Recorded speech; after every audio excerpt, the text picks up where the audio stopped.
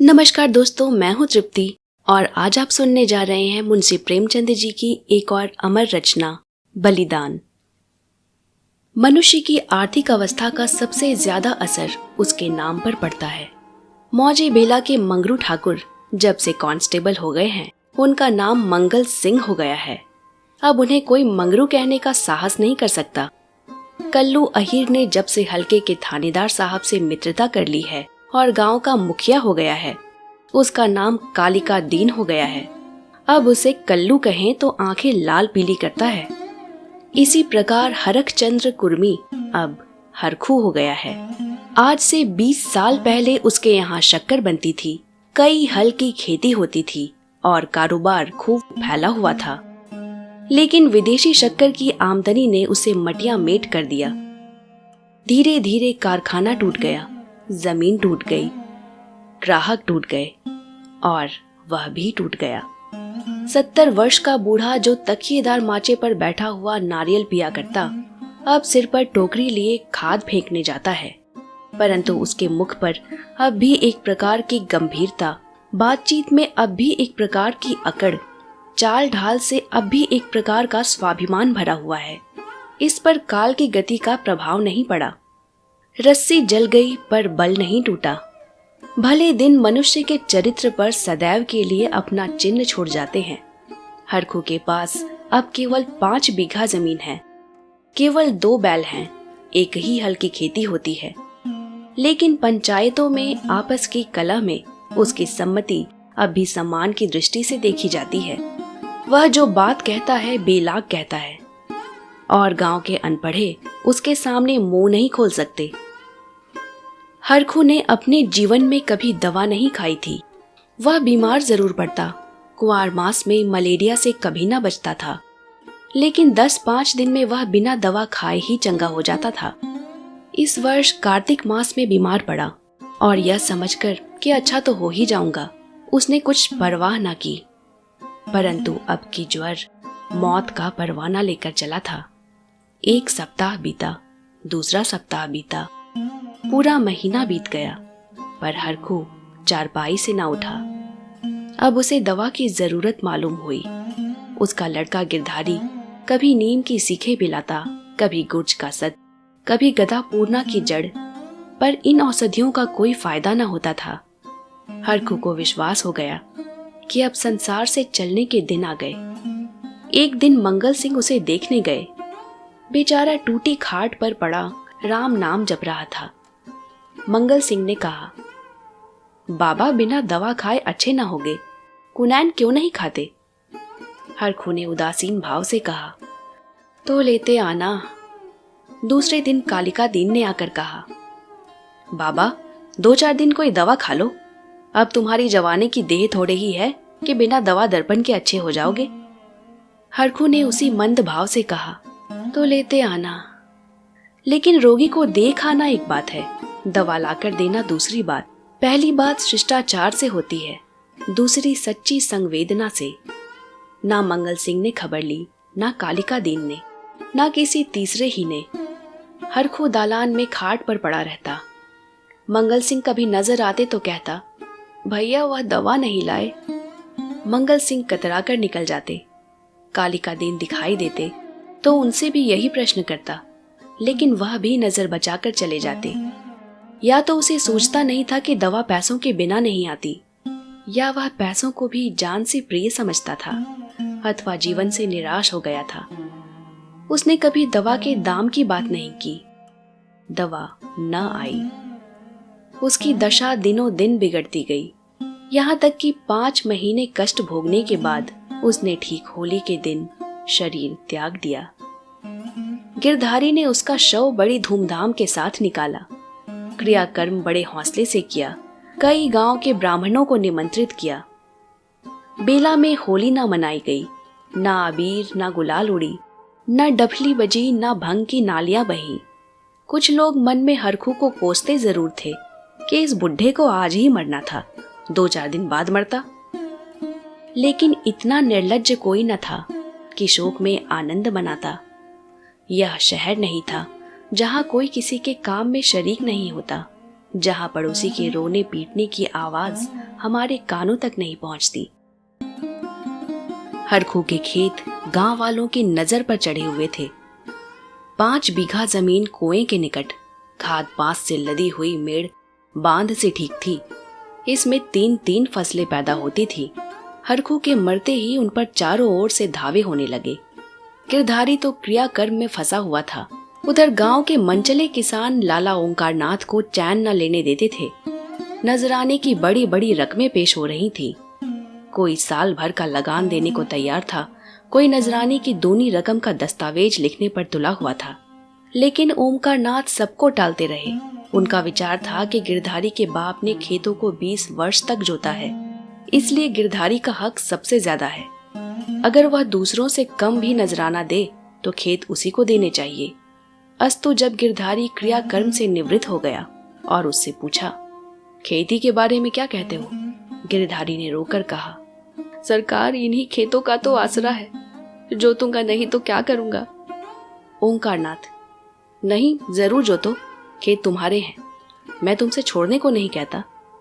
हरखू ने 20 साल तक जोता, उन पर तुम्हारा हक है, लेकिन तुम देखते हो अब जमीन की दर कितनी बढ़ गई है। तुम 8 रुपए बीघे पर जोते थे, अब मुझे 10 रुपए मिल रहे हैं, और नजराने के 100 अलग। तुम्हारे साथ रियायत करके लगान वही रखता हूँ, पर नजराने के रुपए तुम्हें देने पड़ेंगे। गिरधारी, सरकार मेरे घर में तो इस समय रोटियों का भी ठिकाना नहीं है, इतने रुपए कहाँ से लाऊंगा? जो कुछ जमा जथा था दादा के काम में उठ गई। अनाज खलिहान में है, लेकिन दादा के बीमार हो जाने से उपज भी अच्छी नहीं हुई, रुपए कहाँ से लाऊं? ओमकारनाथ, यह सच है, लेकिन मैं इससे ज्यादा रियायत नहीं कर सकता। गिरधारी, नहीं सरकार, ऐसा ना कहिए, नहीं तो हम बिना मारे मर जाएंगे। आप बड़े होकर कहते हैं तो मैं बैल बछिया बेचकर 50 रुपया ला सकता हूँ, इससे बेशी की हिम्मत मेरी नहीं पड़ती। ओमकारनाथ चिढ़कर बोले, तुम समझते होगे कि हम रुपए लेकर अपने घर में रख लेते हैं और चैन की बंसी बजाते हैं, लेकिन हमारे ऊपर जो गुजरती है वह हम ही जानते हैं। कहीं यह चंदा, कहीं वह चंदा, कहीं यह नजर, कहीं वह नजर, कहीं यह इनाम, कहीं वह इनाम, इनके मारे कचूमर निकल जाता है। बड़े दिन में सैकड़ों रुपए डालियों में उड़ जाते हैं। जिसे डाली ना दो वही मुंह फुलाता है। जिन चीजों के लिए लड़के तरस कर रह जाते हैं उन्हें बाहर से मंगवा कर डालियां सजाता हूँ। उस पर कभी कानूनगो आ गए, कभी तहसीलदार, कभी डिप्टी साहब का लश्कर आ गया। सब मेरे मेहमान होते हैं। अगर ना करूं तो नक्कू बनूं और सबकी आंखों में कांटा बन जाऊं। साल में 1000-1200 मोदी को इसी रसद खुराक के मद में देने पड़ते हैं। यह सब कहाँ से आए? बस यही जी चाहता है कि छोड़कर चला जाऊं, लेकिन हमें परमात्मा ने इसीलिए बनाया है कि एक से रुपया सता कर लें और दूसरे को रो रो कर दें। यही हमारा काम है। तुम्हारे साथ इतनी रियायत कर रहा हूं, मगर तुम इतनी रियायत पर भी खुश नहीं होते तो हरी इच्छा। नजराने में 1 पैसे की भी रियायत ना होगी। अगर 1 हफ्ते के अंदर रुपए दाखिल करोगे तो खेत जोतने पाओगे, नहीं तो नहीं, मैं कोई दूसरा प्रबंध कर दूंगा। गिरधारी उदास और निराश होकर घर आया। 100 रुपए का प्रबंध करना उसके काबू के बाहर था। सोचने लगा, अगर दोनों बैल बेच दूं तो खेत लेकर ही क्या करूंगा? घर बेचूं तो यहाँ लेने वाला ही कौन है? और फिर बाप दादों का नाम डूबता है। 4-5 पेड़ हैं, लेकिन उनको बेचकर 25 रुपए या 30 रुपए से अधिक ना मिलेंगे। उधार लूं तो देता कौन है? अभी बनिए के 50 रुपए सिर पर चढ़े हैं, वह 1 पैसा भी न देगा। घर में गहने भी तो नहीं है, नहीं तो उन्हीं को बेचता। ले देकर 1 हंसली बनवाई थी, वह भी बनिए के घर पड़ी हुई है। साल भर हो गया, छुड़ाने की नौबत न आई। गिरधारी और उसकी स्त्री सुभागी दोनों इसी चिंता में पड़े रहते, लेकिन कोई उपाय न सूझता था। गिरधारी को खाना पीना अच्छा न लगता, रात को नींद न आती। खेतों के निकलने का ध्यान आते ही उसके हृदय में हूक सी उठने लगती। हाय, वह भूमि जिसे हमने वर्षों जोता, जिसे खाद से पाटा, जिसमें मेड़े रखी, जिसकी मेड़े बनाई, उसका मजा अब दूसरा उठाएगा। वे खेत गिरधारी के जीवन के अंश हो गए थे। उसकी एक एक अंगुल भूमि उसके रक्त में रंगी हुई थी। उनके एक एक परमाणु उसके पसीने से तर हो रहा था। उनके नाम उसके जिह्वा पर उसी तरह आते थे जिस तरह अपने 3 बच्चों के। कोई 24 था, कोई 22 था, कोई नालबेला, कोई तलैया वाला। इन नामों के स्मरण होते ही खेतों का चित्र उसकी आंखों के सामने खिंच जाता था। वह इन खेतों की चर्चा इस तरह करता मानो वे सजीव हैं, मानो उसके भले बुरे के साथी हैं। उसके जीवन की सारी आशाएं, सारी इच्छाएं, सारे मंसूबे, सारी मिठाइयां, सारे हवाई किले इन्हीं खेतों पर अवलंबित थे। इनके बिना वह जीवन की कल्पना ही नहीं कर सकता था, और वे ही सब हाथ से निकले जाते थे। वह घबराकर घर से निकल जाता और घंटों खेतों की मेड़ों पर बैठा रोता, मानो उनसे विदा हो रहा है। इस तरह एक सप्ताह बीत गया और गिरधारी रुपए का कोई बंदोबस्त न कर सका। 8वें दिन उसे मालूम हुआ कि कालिका दीन ने 100 रुपए नजराने देकर 10 रुपए बीघे पर खेत ले लिए। गिरधारी ने एक ठंडी सांस ली। एक क्षण के बाद वह अपने दादा का नाम लेकर बिलख बिलख कर रोने लगा। उस दिन घर में चूल्हा नहीं जला। ऐसा मालूम होता था मानो हरखू आज ही मरा है। लेकिन सुभागी और चुपचाप बैठने वाली स्त्री न थी। वह क्रोध से भरी हुई कालिका दीन के घर गई और उसकी स्त्री को खूब लथेड़ा। कल का बानी आज का सेठ खेत जोतने चले हैं, देखे कौन मेरे खेत में हल चलाता है, उसका और अपना लहू एक ना कर दूं। पड़ोसी ने उसका पक्ष लिया, तो क्या गरीबों को कुचलते फिरेंगे। सुभागी ने समझा मैंने मैदान मार लिया। उसका चित्त बहुत शांत हो गया। किंतु वही वायु जो पानी में लहरें पैदा करती है, वृक्षों को जड़ से उखाड़ डालती है। सुभागी तो पड़ोसियों की पंचायत में अपने दुखड़े रोती और कालिका दीन की स्त्री को छेड़ छेड़ लड़ती। इधर गिरधारी अपने द्वार पर बैठा हुआ सोचता, अब मेरा क्या होगा, अब यह जीवन कैसे कटेगा, ये लड़के किसके द्वार पर जाएंगे। मजदूरी का विचार करते ही उसका हृदय व्याकुल हो जाता। इतने दिनों तक स्वाधीनता और सम्मान का सुख भोगने के बाद अधम चाकरी की शरण लेने के बदले वह मर जाना अच्छा समझता था। वह अब तक गृहस्थ था। उसकी गणना गांव के भले आदमियों में थी। उसे गांव के मामले में बोलने का अधिकार था। उसके घर में धन न था, पर मान था। नाई, कुम्हार, पुरोहित, भाट, चौकीदार ये सब उसका मुंह ताकते थे। अब वह मर्यादा कहाँ? अब कौन उसकी बात पूछेगा? कौन उसके द्वार पर आएगा? अब उसे किसी के बराबर बैठने का, किसी से बातचीत में बोलने का हक नहीं रहा। अब उसे पेट के लिए दूसरों की गुलामी करनी पड़ेगी। अब पहर रात रहे कौन बैलों को नांद में लगाएगा। वह दिन अब कहाँ जब गीत गाकर हल चलाता था।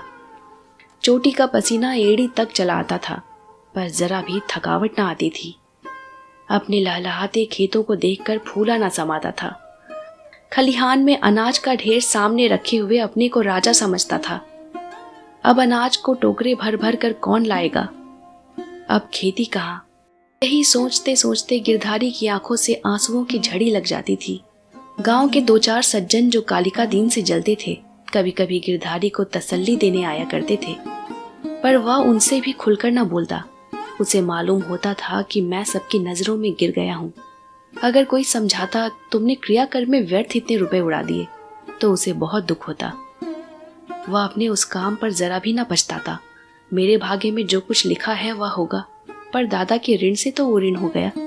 उन्होंने अपनी जिंदगी में 4 को खिलाकर खाया, क्या मरने के पीछे उन्हें पिंडे पानी को तरसाता। इस प्रकार 3 मास बीत गए और आषाढ़ पहुंचा। आकाश में घटाएं आईं, पानी गिरा। किसान हल जुए ठीक करने लगे। बढ़ई हलों की मरम्मत करने लगा।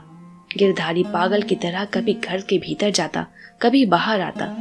अपने हलों को निकाल कर देखता, उसकी मुठिया टूट गई है, इसकी फाल ढीली हो गई है, जुए में सैला नहीं है।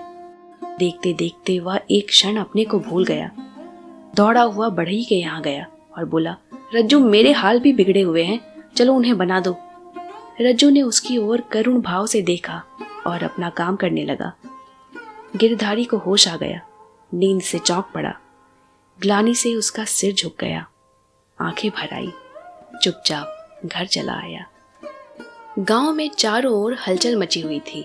कोई सन के बीज खोजता फिरता था, कोई जमींदार के चौपाल से धान के बीज लिए आता था। कहीं सलाह होती कि किस खेत में क्या बोना चाहिए। गिरधारी ये बातें सुनता और जलहीन मछली की तरह तड़पता था। एक दिन संध्या समय गिरधारी खड़ा अपने बैलों को खुजला रहा था कि मंगल सिंह आए और इधर उधर की बातें करके बोले, गोई को बांधकर कब तक खिलाओगे? निकाल क्यों नहीं देते? गिरधारी ने मलिन भाव से कहा। हाँ, कोई ग्राहक आए तो निकाल दूं। मंगल सिंह, एक ग्राहक तो हम ही हैं, हम ही को दे दो।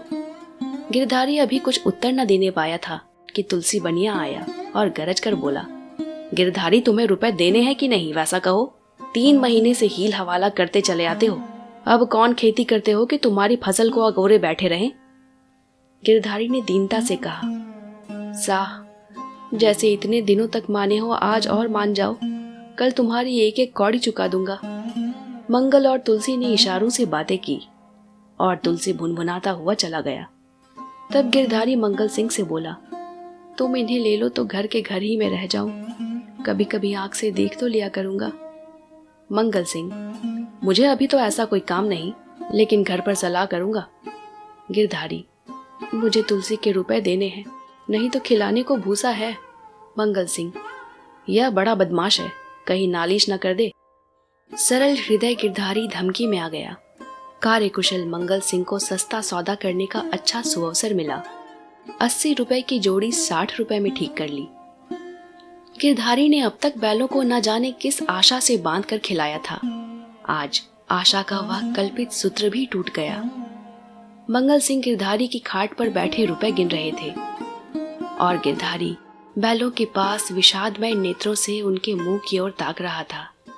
आह, ये मेरे खेतों के कमाने वाले, मेरे जीवन के आधार, मेरे अन्नदाता, मेरे मान मर्यादा की रक्षा करने वाले, जिनके लिए पहर रात से उठकर छांटी करता था, जिनके खली दाने की चिंता अपने खाने से ज्यादा रहती थी, जिनके लिए सारा दिन भर हरियाली उखाड़ा करता था।